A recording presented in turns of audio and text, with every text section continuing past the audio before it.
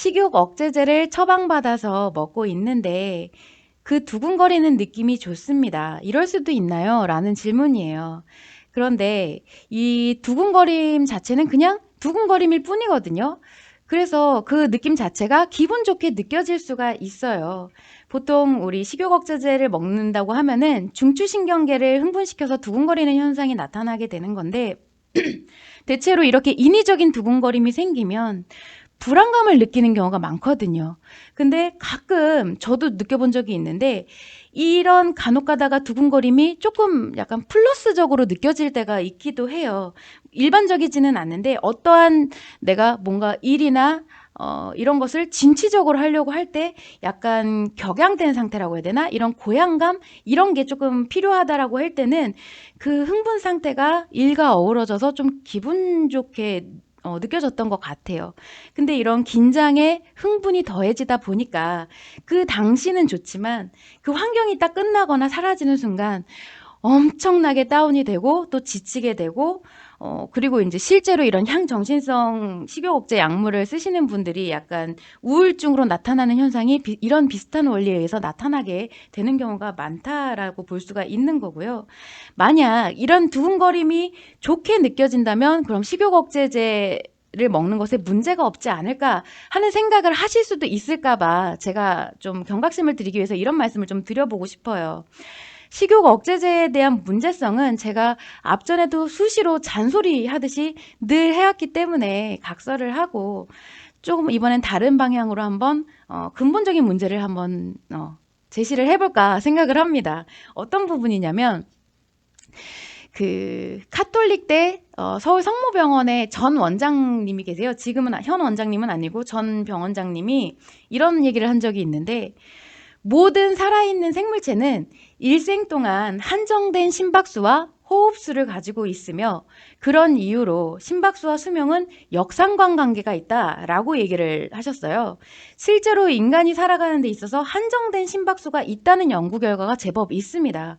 이게 무슨 말이냐면 쉽게 말해서 인간이 일생을 걸쳐서 한정된 심박수가 예를 들어서 20억 번이다 라고 하면은 그 20억 번이 다 뛰고 나면 사망한다는 얘기예요. 심장이 이제 멈춰버리고 죽는다라는 얘기입니다.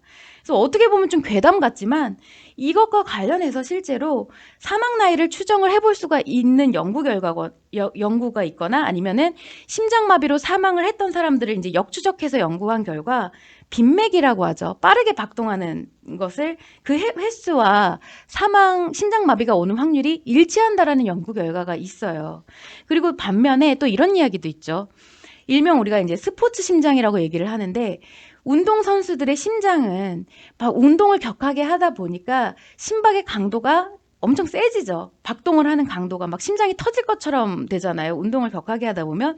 그러다 보니까 실제로 심장이 비대해지고요. 강해지면서 일반인들보다 심박수가 낮아지게 됩니다. 오히려 낮아져요. 왜냐하면 심장이 강하다 보니까 이 박동이 강하다 보니까 한 번만 펌프질을 하더라도 강하게 뛰기 때문에 그 뿜어내는 혈액의 양이 굉장히 많아져서 자주 뛸 필요가 없는 거예요. 이거를 심박출량이라고 그러더라고요. 그래서 일반 성인의 경우 뭐 예를 들어 분당 심박수가 60회에서 80회 정도 사이다라고 치면은 그 왜 우리 그 두 개의 심장이라고 불리는 박지성 선수는 이제 분당 40회밖에 안 뛴다고 합니다. 거의 반절이죠. 그리고 마라토너 이봉주 선수 같은 경우는 38회밖에 안 뛴대요. 심박수가. 이것을 이제 일명 스포츠 심장이다라고 하는데 평균적으로 인간뿐 아니라 모든 동물이 심박수가 느릴수록 수명이 길어요.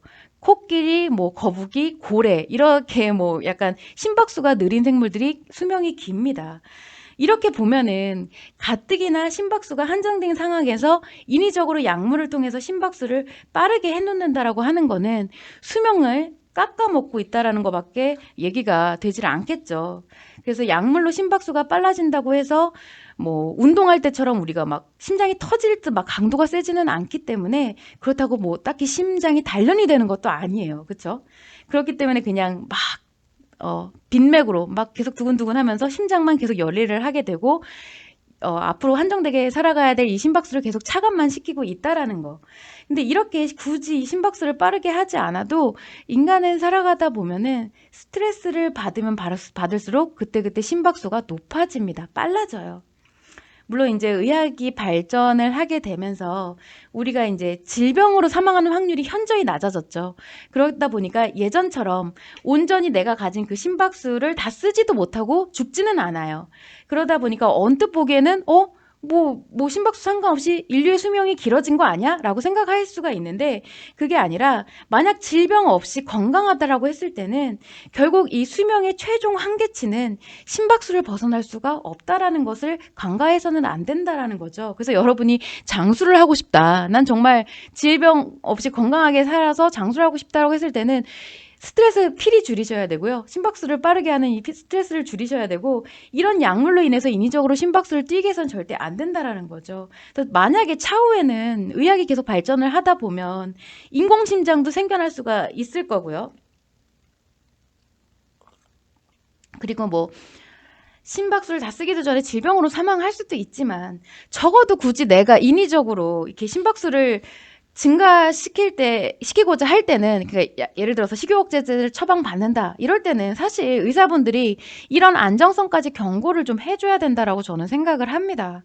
선택은 뭐 언제나 당사자의 몫이기는 한데, 자신이 의도한 대로 선택을 하고자 한다면 이런 사전 지식을 모두 갖춘 다음에, 알고 있는 다음에 선택을 해야 맞는 거잖아요. 그리고 여러분의 심장은요, 평균적으로 하루에 10만 번 이상을 뛰어요. 그렇기 때문에 횟수가 차감되는 속도가 굉장히 빨라진다라는 것도 무시할 수가 없다라는 거죠.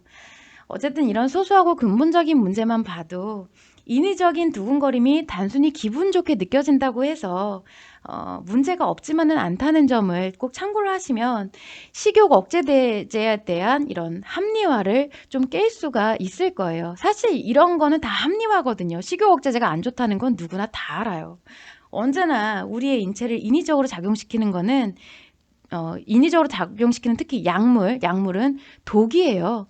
아니면은 정말 적재적소에 필요한 것이 아니고 다른 건강한 것으로 대체할 수단이 있다라고 하면 최대한 피해야 될 게 또 식욕 억제제이기도 하다라는 거를 꼭 명심을 하셔서 이런 부분을 간과하지 마시라고 한번 좀 넓은 의미로 한번 설명을 드려봤습니다. 제가 하다 식욕 억제제에 있어서 이런 심박수까지 얘기를 하게 될 줄은 저도 생각을 못했어요. 아무튼 참고를 하시면 재밌을 것 같아서 말씀을 드려봤습니다.